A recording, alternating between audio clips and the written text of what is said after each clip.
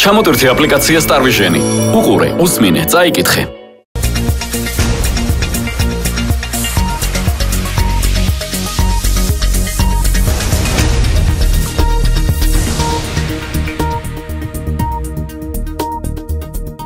მოგესალმებით, ეთერშია გადაცემა საერთაშორისო მიმოხილვა. გადაცემა იმ მოვლენებზე, რომლებიც აუცილებლად შევა მსოფლიოს ისტორიაში, მაგრამ სანამ ეს არ მომხდარა, მე და ჩემი კოლეგა პოლიტიკური ანალიტიკოსი ვალერი შეშილაშვილი შევეცდებით ამ მოვლენების მოკლე ანალიზი გავაკეთოთ. გამარჯობათ ვალერი. გამარჯობათ გედა.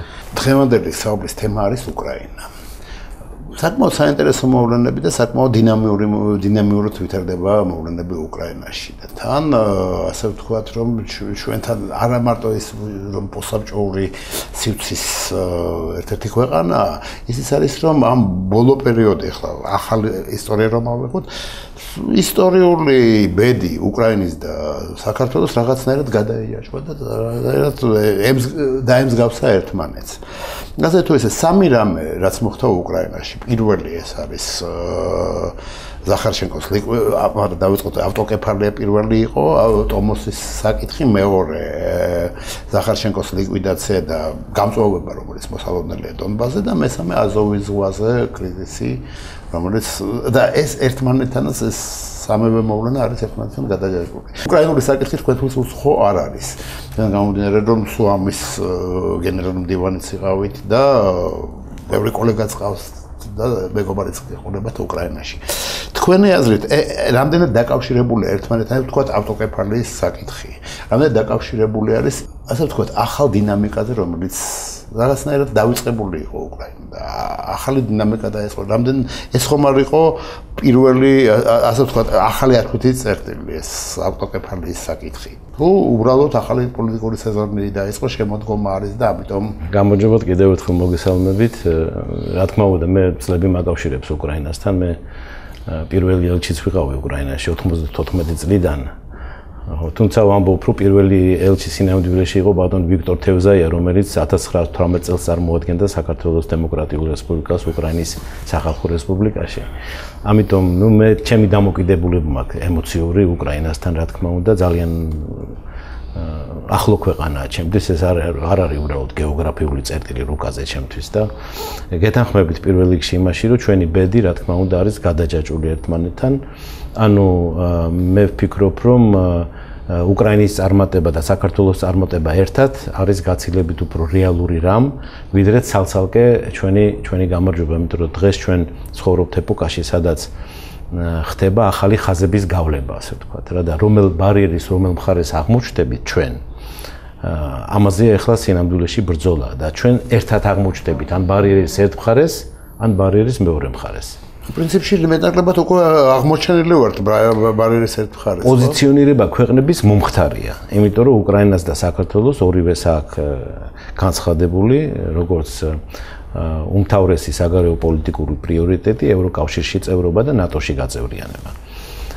მაგრამ საბოლოოდ გავიმარჯვებ თუ არა ჩვენ ამ გზაზე, ამას გული ხსოვ მე ზუსტად, იმიტომ რომ ძალიან დინამიურად ვითარდება ყველაფერი და აქ ბევრი ფაქტორები მუშაობს ძალიან, როგორც გლობალური ფაქტორები, ისევე რეგიონალური, ადგილობრივი ხასიათის, მაგრამ ამ ბრძოლაში, რა თქმა უნდა, არის რაღაც მოვლენები, რაზეც ჩვენ სერიოზულ გავლენას ვერ მოახდენთ, ხო? მაგალითად, ვერც უკრაინა და ვერც საქართველო ვერ მოახდენს გავლენას რუსეთზე, საიმისოდ რომ რუსეთმა იმისთან რამე გააკეთოს, რაც ჩვენ ხელს გვაძლევს.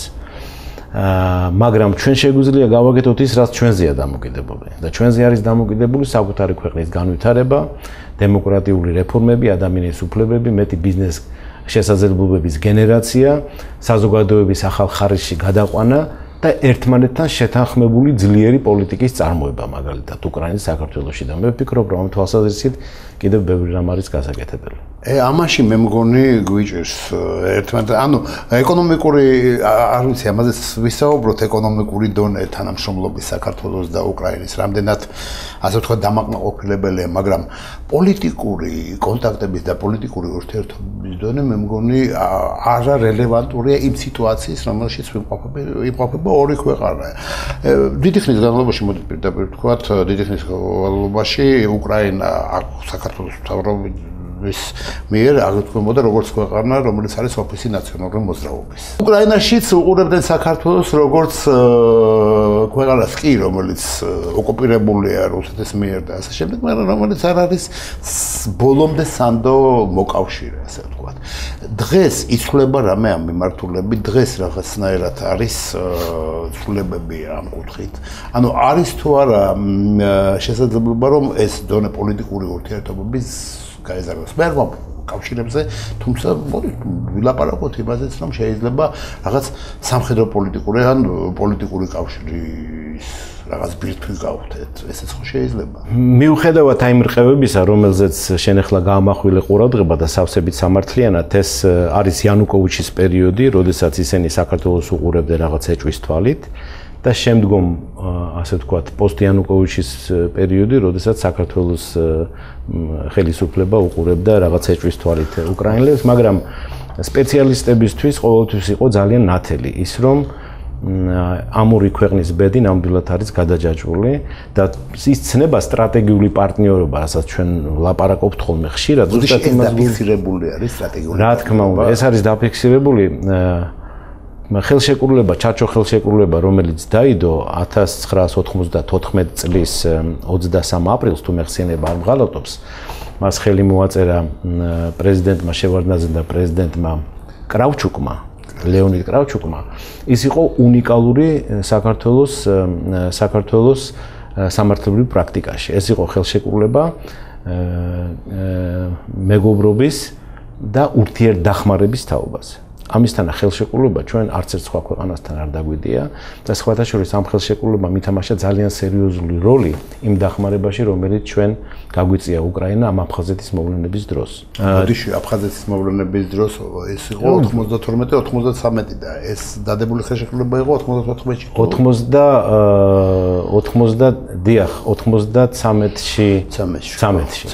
ხო. მაგრამ საერთოდ სულისკვეთება ორი ხალხის ურთიერთობის და ორი ქვეყნის იყო ყოველთვის იმისთან, რომ განსაკუთრებულ ღირებულებას წარმოადგენდა ყოველთვის საქართველოს უკრაინასთვის და უკრაინა საქართველოსთვის.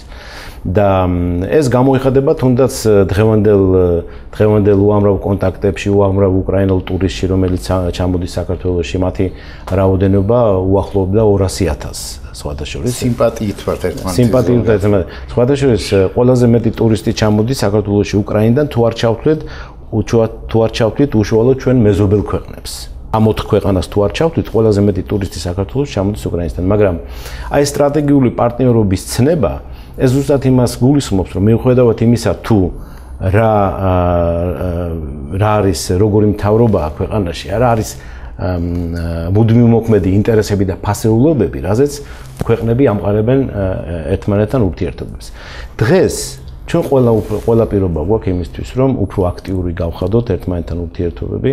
ძალიან კარგია, რომ პოროშენკო იყო ჩამოსული აქ, ძალიან კარგია, რომ შემდეგ კვირიკაშვილი პრემიერ-მინისტრი ასტუმრა უკრაინას, მაგრამ რეალურად მე ვფიქრობ, რომ ძალიან სერიოზული აუთვისებელი პოტენციალია ორმხრივ ურთიერთობებში, როგორც ეკონომიკური თანამშრომლობის, ასევე პოლიტიკური ურთიერთქმედების თვალსაზრისით და ჩვენ ეს ახლა ძალიან გვჭირდება, იმიტომ რომ ჩვენ ერთ ნავში ვზივართ უკრაინასთან ერთად, რუსეთთან მიმართებაში განსაკუთრებით და ჩვენი ჩამოცილება ამ პოლიტიკას, გაფერმკრთალება ჩვენი პოზიციის საერთაშორისო ურთიერთობათა სისტემაში არ მიმაჩნია სწორად. ჩვენ ძალიან უფრო მკაფიო პოზიცია უნდა დავიჭიროთ და რუსეთმა უნდა იცოდეს, რომ თუ მას ჯიან სანქციებით, ეს არა მხოლოდ ყირიმის გამოხდება და დონბასის და ლუგანსკის, არამედ აფხაზეთის და სამხრეთ ოსეთის გამოც. საერთაშორისო სერიოზულ დოკუმენტებში ჩვენ სამწუხაროდ ბოლო დროს ასახვას ამ პოზიციის ვერ ვხედავთ. თუმცა მერკელმა განაცხადა, რომ უკრაინა და საქართველო ვიზიტის დროს არის ერთი კეისი. მერკელმა ეს განაცხადა აქ, მაგრამ პუტინთან სამწუხაროდ არ უსაუბრია და რაც მთავარია მაგალითად, აი სერიოზულ დოკუმენტებს გელა მე რას გულისხმობ, ხო? არის დიდი შვიდეულის ფორმატი, რომელიც არის ერთ-ერთი უმთავრესი ინსტიტუტი, რომელიც უძლიერეს გავლენას ახდენს სოფლიო პოლიტიკაზე. შარშან შედგა ორი ძალიან მნიშვნელოვანი შეხვედრა. ტორონტოში და კვებეკში შეხვდნენ დიდი შვიდეულის საგარეო საქმეთა მინისტრები და შემდეგ სახელმწიფოს მეთაურები. ორივე ქვეყნის დასმით დოკუმენტებში არის ძალიან მკაფიოდ ჩამოყალიბებული პოზიცია რუსეთის მიმართ და უკრაინის მიმართ. ანუ უკრაინის მხარდაჭერა, რუსეთის წინააღმდეგ სანქციების პოლიტიკის ასახვა და ასე შემდეგ, ხო? და თან ლაპარაკია იმაზე, რომ არის სამეზობლოში ძალიან აგრესიული რუსეთი თავისი პოლიტიკით და შესაბამისად სანქციები მის მიმართ უნდა გაგრძელდეს.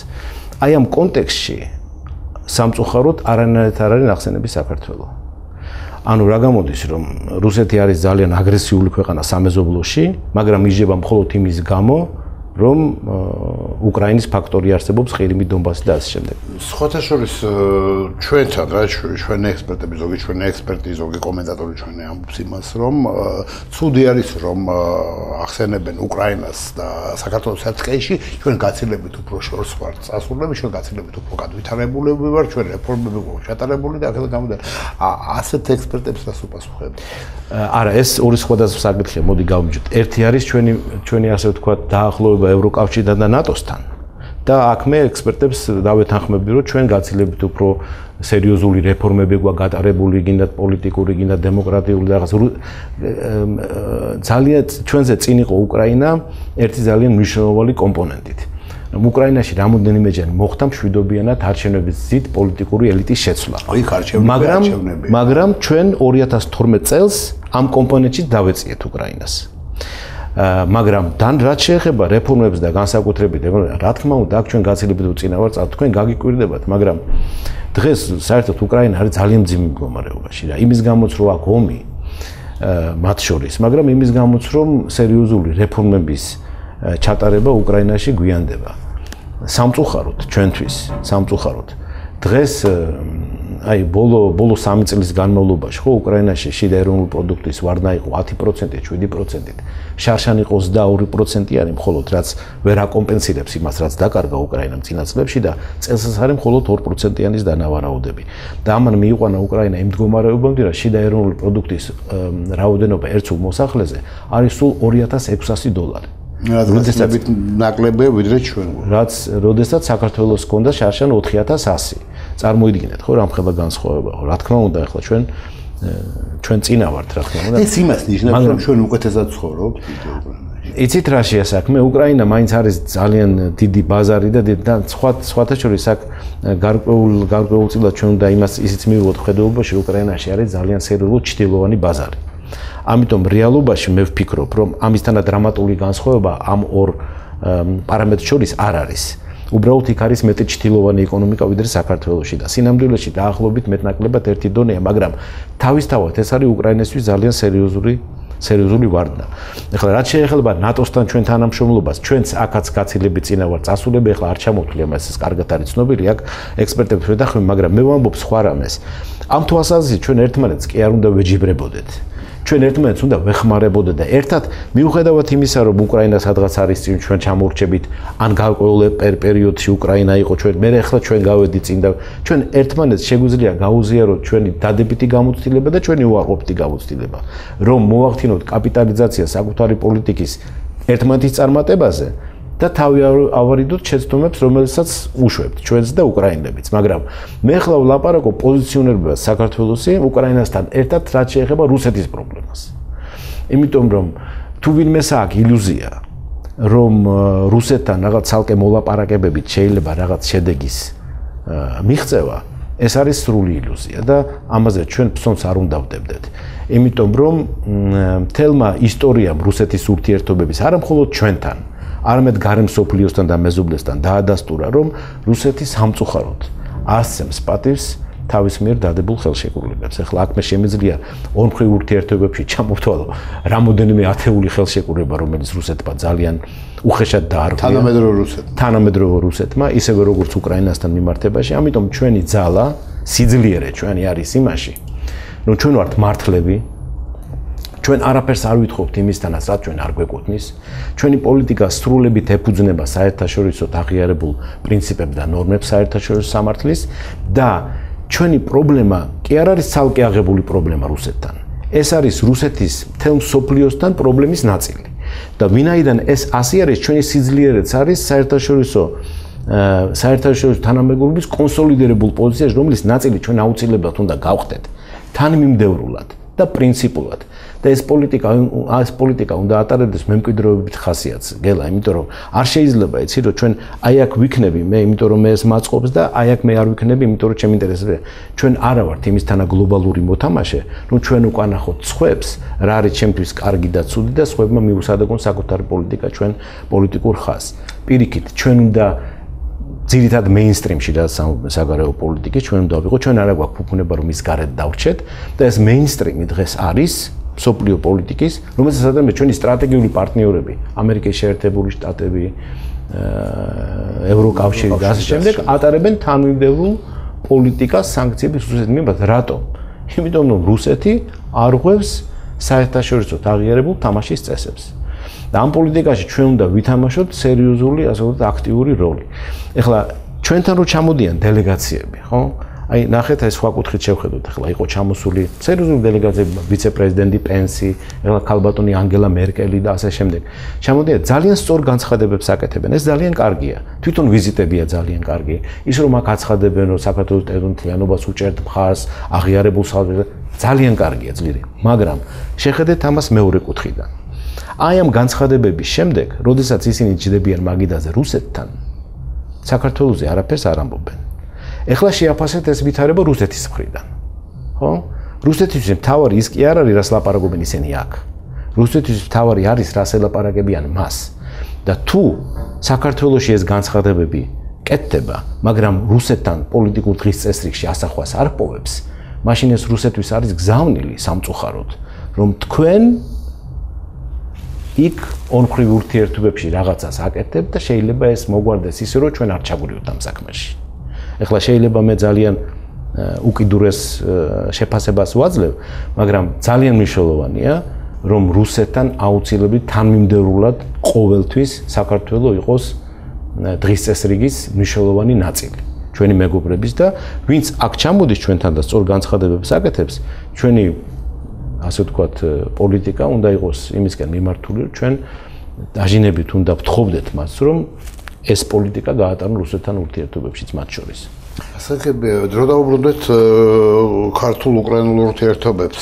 ჩვენ რო საუბრობთ იმაზე, რომ რაღაცნაირად შეთანხმებული პოლიტიკა უნდა იყოს, ერთიანი პოლიტიკაც, ინსტრუმენტარი ამის არსებობს. ანუ ვათანხმებთ საერთო განცხადებებს, რაღაც ახალ ხელშეკრულებებს ვაწერთ ხელს, თუ რას ვაკეთებთ ამ მიმართულებით. გელა, ეს არის ჩვეულებრივი აღიარებული ინსტრუმენტარი საერთაშორისო ურთიერთობები. ეს არის ორმხრივი ურთიერთობების, ასე ვთქვათ, ფორმატი, ეს არის მრავალმხრივი ურთიერთობების ფორმატი. ჩვენ ძალიან კვალიფიცირებული ელჩი გვყავს უკრაინაში, გელა დუმბაძე. ძალიან კვალიფიცირებული ელჩი, დიდი ხნის მეგობარი ჩემი ბატონი იგორ დოლგოვი არის ელჩი აქ, ძალიან კვალიფიცირებული და გამოცდილი დიპლომატი.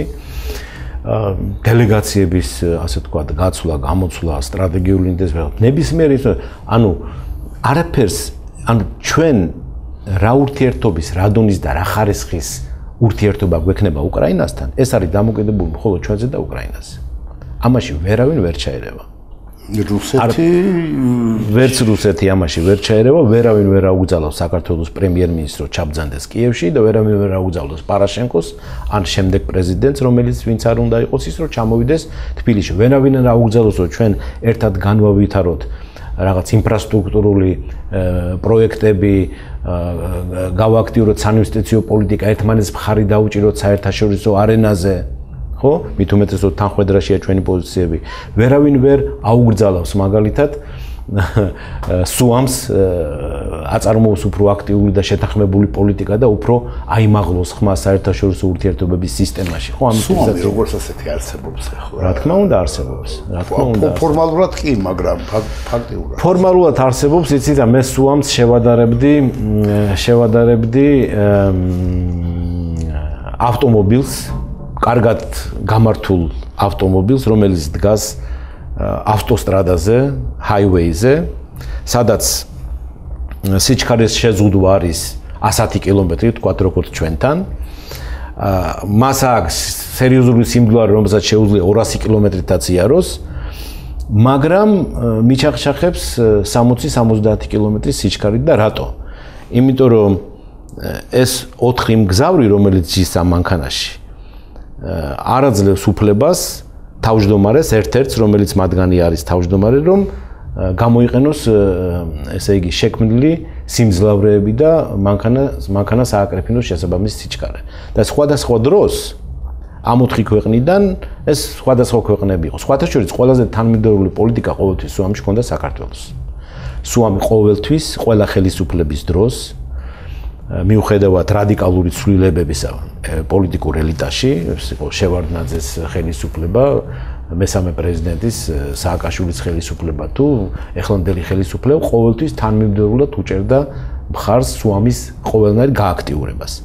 მაგრამ სხვადასხვა პერიოდში იქ იყო ვარონიის ფაქტორი. იქ იყო იანუკოვიჩის ფაქტორი. ეხლა გარკვეულწილად ეს არის აზერბაიჯანის ფაქტორი. უკრაინის საქართველოს ურთიერთობები ეს არის გამოუყენებელი პოტენციალის ორგანიზაცია, მაგრამ მე ვფიქრობ ეს არის ორგანიზაცია და ინსტრუმენტი მრავალმხრივი დიპლომატიის, რომელიც მოვადრო და თავის ძლიერ სერიოზულ სიტყვას იტყვის საერთაშორისო ურთიერთობებში. რამდენიმე დღის წინ თანამშრომელი დიპლომატიური აკადემიის ალონას ნიგირი არის ახალგაზრდა საკმაოდ საინტერესო პოლიტოლოგი, გამოაქვეყნა სტატია უკრაინის ურთიერთობებზე სამხრეთ კავკასიასთან და იმან ახსენა იმ სტატიაში, რომ ჩვენო ვერ ვიყენებთ იმ ეკონომიკურ პოტენციალს, რომელიც არსებობს ჩვენი ქვეყნების აზერბაიჯანის და საქართველოს სომხეთის ახსენა, მაგრამ სომხეთი ახსენა იმ კონტექსტში, რომ სომხეთი გასაგებია, რომ არის რუსეთის მოკავშირე და აქედან გამომდინარე ჩვენ არ აქვს საშუალება იმათთან ურთიერთობები გადავთვალოთ, მაგრამ აზერბაიჯანთან და საქართველოსთან ჩვენ ლოგისტიკურ პოტენციალს, სატრანსპორტო პროექტები და ასე შემდეგ. რამდენად ოპტიმისტურად ხართ განწყობილი ამ კუთხით, ამ მიმართულებით, რამდენად შესაძლებელია რომ ის გასაგებია რომ ჩვენ პოლიტიკაზე ვსაუბრობთ და ეკონომიკასაც ეხება. ეკონომიკაში არის ზღვა შესაძლებლობები იმისთვის, რომ გააქტიურდეს გინდა ორმხრივი ურთიერთობა ჩვენი, გინდა სამხრივი აზერბაიჯან, საქართველოს, უკრაინის სამკუთხედი, გინდათ 4მხრივი მოლდოვას ჩათვლით. მოლდოვაში ახლა ესეთი პროცესები არის, რომ მოლდოვას არა, მე უბრალოდ სუამის ფორმატი გამახსენდა და იმიტომ თქვი ეს და იმიტომ რომ მოლდოვაც მოიაზრება, ასე ვთქვათ, ჩვენ პარტნიორად ევროკავშირთან დაახლოების პოლიტიკის კონტექსტში. იყო ძალიან სერიოზული პროექტები. მე შეგახსენებთ მაგალითად თეთრი ნაკადის პროექტს, რომლითაც კიდე 1995 წელს ჩემთან მე მაშინ ელჩი ვიყავ უკრაინაში, მოვიდა იულია წიმოშენკო ამ პროექტით. მაშინ ტიმოშენკო პრემიერი იყო. არა, მაშინ ტიმოშენკო ჯერ იყო ესე იგი უკრაინის პარლამენტის საბიუჯეტო კომიტეტის თავმჯდომარე. ჯერ არ იყო ვიცე-პრემიერი, მაგრამ იყო პარლამენტარი ძალიან აქტიური. ყველა ხედავდა მის მზარდ პოტენციალს, ასე ვთქვათ, და ყველა ხედავდა, რომ ის დაიკავებდა პოლიტიკურ სპექტრში უკრაინის სერიოზულ ადგილს, რაც შემდეგ მოხდა და დღესაც გრძელდება, ხო? დარწმუნებული ვარ, რომ ის და მისი პოლიტიკური ძალა მარტის არჩევნებში და ოქტომბრის არჩევნებში მომავალ წელს სერიოზულ როლს ითამაშებს. იმ პერიოდში ჯერ არ იყო საუკუნის პროექტი, ჯერ არ იყო მოწერილი 94 წელი. 94. აი მაგას ვამბობ ზუსტად, რომ იმ პერიოდში მოვიდა, ვამბობ, რომ მას ამ ქალბატონს აქვს თავისი ხედვა და ბევრ ამას და მე სხვათა შორის ამაზე იყო გარკვეული მუშაობა მიმდინარეობს საქართველოს. ეხლაც მიდის სხვათა შორის ეს პროექტი მიმდინარეობს, მას უჭერს გარკვეულწილად ხალხს ევროკავშირი, არის სპეციალური ჯგუფი ჩვენგან ბატონი გოგი ვაშახმაძე მუშაობს ამ პროექტში ძალიან აქტიურად.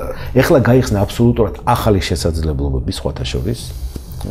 თურქეთის ფაქტორის გათვალისწინებითაც ეს პროექტი სერიოზულ, ასე ვთქვათ, მნიშვნელობას იძენს. კასპიის კონვენციას მოეწერა ხელი, როგორც მოგეხსენებათ. იქ არის კონკრეტულად მითითებული მე-14 პუნქტი ამ კონვენციაში, რომელიც პირდაპირ ამბობს, რომ ორმხრივად შეიძლება კასპიის რეგიონში განხორციელდეს ნებისმიერი პროექტი და ჩვენთვისაც რა თქმა უნდა ეს არის ძალიან მნიშვნელოვანი. საერთოდ ჩვენთვის ეს არის, სტრატეგიულზე უფრო მნიშვნელოვანი თუ შეიძლება ითქვას საკითხი, იმიტომ რომ აი ჩვენ რო ვისაუბროთ თქვა იდეალურ ვითარებაზე, ხო? საქართველოს როგორ უნდა აითვისოს თავის სატრანზიტო პოტენციალი. ხო, პრინციპში ეს არის ჩვენი ერთ-ერთი უმთავრესი ასე ვთქვათ პლუსი საერთაშორისო უმთავრესი ჩვენი აქტივი, ხო? იდეალურ შემთხვევაში ჩვენ რაც შეიძლება უფრო მეტი ნავთობი და გაზი უნდა გავატაროთ საკუთარ ტერიტორიაზე, არა მხოლოდ იმიტომ რომ უნდა გავხდეთ სტრატეგიულად მნიშვნელოვანი ქვეყანა ყველა მოთამაშესთვის, არამედ იმიტომ რომ ამას მოაქვს კონკრეტული სარგებელი ჩვენთვის, ხო? და თუ ჩვენთან მაგალითად წავიდა ორი ძლიერი ნაკადი, ერთი ტაპტანაპის ასე ვთქვათ ხაზით, რომელიც უკვე ოპერაბელურია და მუშაობს და მეორე ვთქვათ თეთრი ნაკადის სახით მაშინ ჩვენ შეიძლება სატრანზიტო გადასახადის ფასით მივიღოთ უფრო მეტი გაზი, ვიდრესაც ჩვენ თვითონ მოვიხმართ. და რაოდენ პარადოქსალურად არ უნდა ჟღერდა, შეიძლება გავხდეთ გაზის ექსპორტიორი ქვეყანა. თეთრ ნაკადზე სხვათა შორის მე მქონდა გადაცემა, წინა გადაცემაში რუსულენოვანი ვერსიაც მაქვს შეეგრა, საუბარი ზუსტად ამ მარშრუტებზე იყო და მაშინ კორსუნსკი არის სერგი, რომელიც არის დიპლომატიური აკადემიის რექტორი. ხო და იმან მიხდა ასეთი რაღაცა რომ თეთრი ნაკადი როგორც ასეთი აქტუალური არ არის, იმიტომ რომ თქვენ უფრო გაიყვანთ რუმინეთისკენ გასადენს და თეთრი ნაკადი შეიძლება იქ შეუშალოს ხები ამ პროექტს რუსეთის ტერიტორიული წყლები არის და ესა.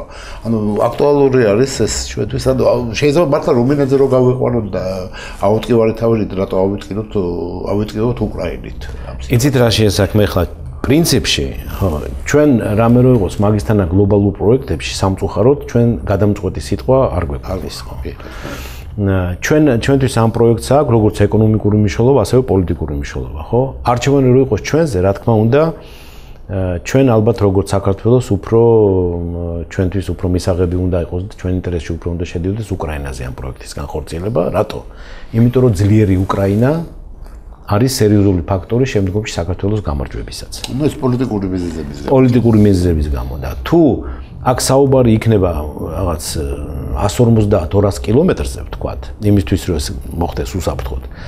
მაშინ რა თქმა უნდა უკრაინა ჯობია. შემდეგ ეს მარტო უკრაინა, საქართველო, აზერბაიჯანი და თურქმენეთი ამ პროექტს ვერ განახორციელებს. აქ უნდა ჩაებნენ სერიოზული, ძლიერი სტრატეგიული მოთამაშე პირველ რიგში ევროკავშირი და ამერიკის შეერთებული შტატები. გადაწყვეტილების ცენტრი იქნება რა თქმა უნდა იმ დედაქალაქებში.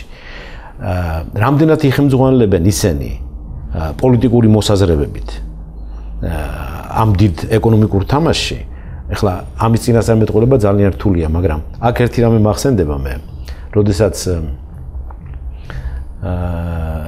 როდესაც ლაპარაკი იყო დიდ ნავთობ პროექტებზე, ასე ვთქვათ, ჩვენ ტერიტორიაზე, მახსოვს რომ ერთ-ერთი დელეგაციის ხელმძღვანელი, რომელიც ჩამოვიდა პრეზიდენტ შევარდნაძესთან ამ საკითხების განსახილველად, იმან იმ თავითვე დააყენა ასე საკითხი, რომ ბატონო პრეზიდენტო, თქვენ იცოდეთ, რომ ამ პროექტს აქვს მხოლოდ ეკონომიკური სარჩული, არავითარი პოლიტიკა და ჩვენ მხოლოდ ეკონომიკურ ფაქტორებზე დაყრდნობით მივიღებთ გადაწყვეტილებას რა მარშრუტით გაივლის ეს ნავთობსადენი. და ამაზე პრეზიდენტმა შევარდნაძემ ძალიან საინტერესო პასუხი გასცა. თქვა რომ თუ ეს არის მხოლოდ ეკონომიკური ფაქტორები, მაშინ ეხლავე შემიძლია გითხრათ რომ ჩვენ საერთოდ არანაირი გადასახადი არ გვინდა და ისე მოგცემთ ჩვენ ტერიტორიას და თუ ეს არ არის პოლიტიკური, მაშინ მაინტერესებს რატო არ განიხილავთ თქვენ ირანის მარშრუტს. ხო, ამიტომ ამისთანა საკითხების გადაწყვეტისას, რა თქმა უნდა, ძალიან მნიშვნელოვანია პოლიტიკური ფაქტორების და ძლიერი, დამოუკიდებელი, ერთიანი, დემოკრატიული და დინამიურად განვითარებადი უკრაინა ძალიან მნიშვნელოვანია ევროპის უსაფრთხოების სისტემისთვის. და იმ პირობებში, როდესაც არის უამრავი სპეკულაცია, რომ არის რაღაც ჩრდილოეთის ნაკადები და რაღაცები და ამ პირობებში შეიძლება უკრაინის სატრანზიტო სისტემა საერთოდ ამოვარდეს კონტექსტიდან, იმიტომ რომ თქვათ, ის არის გათვლილი 150-200 მილიარდ კუბური მეტრის გატარებაზე წელიწადში. ანუ იქ თუ 30 მილიარდზე ნაკლები გავიდა, იმას ეკონომიკური აზრი ეკარგება იმ კი, წამგებიანი ხდება სისტემა. ხო და ნუ ეს რა თქმა უნდა აკნინებს უკრაინის როლს, ნეგატიურად მოქმედებს უკრაინის ეკონომიკას შემდეგ. ამიტომ, მაგრამ ჩვენთვის მთავარია, რომ ეს განხორციელდეს, უკეთესია რომ უკრაინასთან ერთად, მაგრამ ამისთვის არის საჭირო ძალიან აქტიური პოლიტიკა, ჩვენი, რა თქმა უნდა.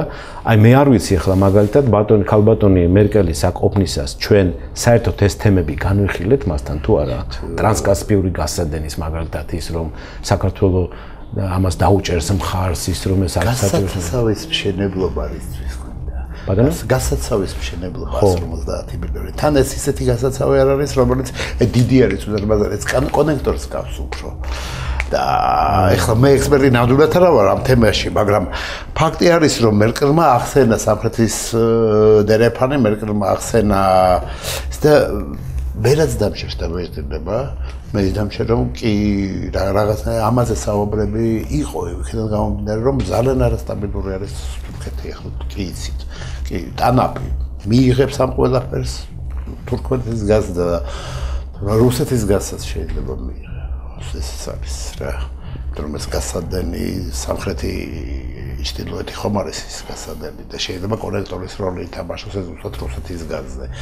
ანუ აქ ძალიან ისაა, მაგრამ თეთრი ნაკადი, რადგანაც მიდის ამაზე საუბრები ჩვენთან, ეს უკვე კარგი მომენტია, პლუს ამას ირანის ფაქტორიც, ახლა ამერიკელებს რა თქმა უნდა, ეს არის ზუსტად რომ ირანის ფაქტორი არ აწყობს ამერიკელებს, ევროპას აწყობს. თურქეთის ფაქტორი პრინციპში ყველას აწყობს, მაგრამ ჩინეთს არ აწყობს, იმიტომ რომ ჩინეთი მთლიანად ანუ სხვადასხვა ინტერესები ძალიან ეტაკება ერთმანეთს და აქედან გამომდინარე. რა თქმა უნდა, არ შემიძლია არ კითხოთ ავტოკეფალიაზე, ტომოზე, ეხლა ხალხს ეს კონსტანტინოპოლში შეიქმნებენ იერარქები ყველაფერი და რამდენიმე ჩვენი იერარქი ეპისკოპოსი განაცხადა, რომ ჩვენ უჭერთ ხარს ავტოკეფალიას უკრაინას და ასე შემდეგ. მეორე მხრივ პატრიარქია თავის პოზიციას არ აფიქსირებს ცოცხალი თავით და გასაგებია რატომ არ აფიქსირებს. ისე შესაძლებლობა იქნება ვითომ რომ ჩვენთან აგრე იერარქები არის ამბობენ რომ კი უჭერთ ხარს, პატრიარქია არ აფიქსირებს თავის პოზიციას და საქართველოს პატრიარქია უჭერს ხარს უკრაინის ავტოკეფალიას, მაგრამ ჩვენ ხომ ზუსტად ვიცით რომ არის იქ პატრიარქიაში არის ხალხი, რომელიც არ უჭერს ავტოკეფალიას. საერთოდ რამდენად ეს ავტოკეფალიის საკითხი არის პირველი ჩვენთვის, იმიტომ რომ ჩვენს გვაქვს პრობლემები აფხაზეთთან და ეგრეთ წოდებულ სამხრეთ ოსეთთან. ეს ერთი მომენტია და მეორე, რთული არჩევანი, მაგრამ არჩევანი გასაკეთებელი იქნება. თუმცა არჩევანი გასაკეთებული იქნება კონსტანტინოპოლის სიდონმა თუ გადმოსათომოსიტო უკვე всё. ანუ მე იმედი მაქვს რომ საქართველოს არ იტყვის რომ არა მიუხედავად იმისა რომ კონსტანტინოპოლი ამას ამბობს ჩვენ ვარც ვამბობთ. თქვენი აზრით ეს საკითხი რამდენად მნიშვნელოვანი არის საქართველოს უკრაინის ურთიერთობებში. ერთი წინადადებით ვიტყვი უბრალოდ იმ პროექტებზე რაც ვლაპარაკობთ, რომ ყველა იმაზე ვთანხმდებით, რომ ალტერნატივა უკეთესია ვიდრე უალტერნატივობა. ამიტომ ეს ჩვენთვისაც უკეთესია, სხვა მოთამაშეებისთვის ეს ეხება თეთნაკადს, ასე ტრაპს, ტანაპს და ასე შემდეგ. მათ შორის ეს გასადენიც გასაცავიც ასევე მოიაზრება, იმიტომ რომ შენ უნდა გქონდეს რაღაც რეზერვის საშუალება. მე ვფიქრობ ეს ძალიან მნიშვნელოვანი პროექტია, ეს არის დაახლოებით წლიური მოხმარების 10 თუ 15%, რაც რაღაც განსაკუთრებულ ვითარებაში მოგცემ ჩვენ მანევრის საშუალებას და ძალიან მნიშვნელოვანი პროექტია ეს. დიდი მადლობა მერკელს იმისთვის, რომ ეს პროექტი დააფინანსა, იმედია რომ განხორციელდება. ხა რაც შეეხება ამ ძალიან მნიშვნელოვან საკითხს. პირველ რიგში მე მინდა ვაღიარო, რომ თეოლოგი ნამდვილად არა ვარ და ეს იმდენად რთული საკითხია, რომ ამაზე ასე ხელაღებით ასე საუბარი ცოტა რთულია ჩემთვის, მაგრამ ერთ რამეს ვიტყვი, რაც მე ვიცი უკრაინელებისგან. ეს მიაჩნია ძალიან მნიშვნელოვან საკითხად. და მე როგორც ადამიანი, რომელსაც უყვარს უკრაინა და მისი კულტურა, მისი ენა, მისი სიმღერა და მისი ლიტერატურა, მე ვთვლი, რომ უკრაინის ხალხი იმსახურებს იმას, რომ მას კონდეს საკუთარი ავტოკეფალური ეკლესია. ეხლა მე ის კარგად მესმის, რომ აქ არის ძალიან სერიოზული სირთულეები, აქ არის მთელი საეკლესიო დიპლომატია, ასე შემდეგ და ასე შემდეგ. მაგრამ ვთვლი, რომ ამ საკითხის გადაწყვეტისას ალბათ ვისაც ეკუთვნის ამ საკითხის გადაწყვეტა, უნდა იხემძღვანელოს ისევე ფასეულობებით და პრინციპებით. და ჩვენ თუ ფასეულობებს და პრინციპებზე ვილაპარაკებთ, მაშინ რა თქმა უნდა, უკრაინას ჩვენ მხარი უნდა დაუჭიროთ. ეს ჩემი როგორც ასე ვთქვათ, მოქალაქის და როგორც ადამიანს, რომელსაც ძალიან უყვარს უკრაინა, ეს პოზიცია.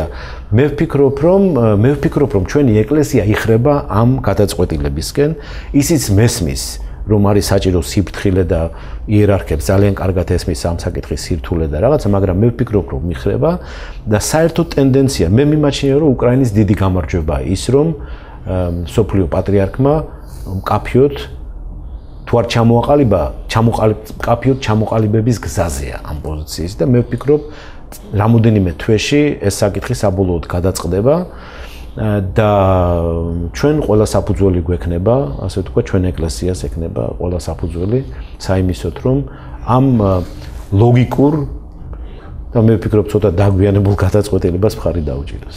მერთით. დიდი მადლობა ძალიან საინტერესო საუბრისთვის. გაგზავნებოდეთ.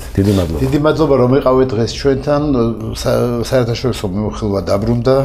ახალი სეზონი დაიწყო. მომავალ შეხვედრამდე.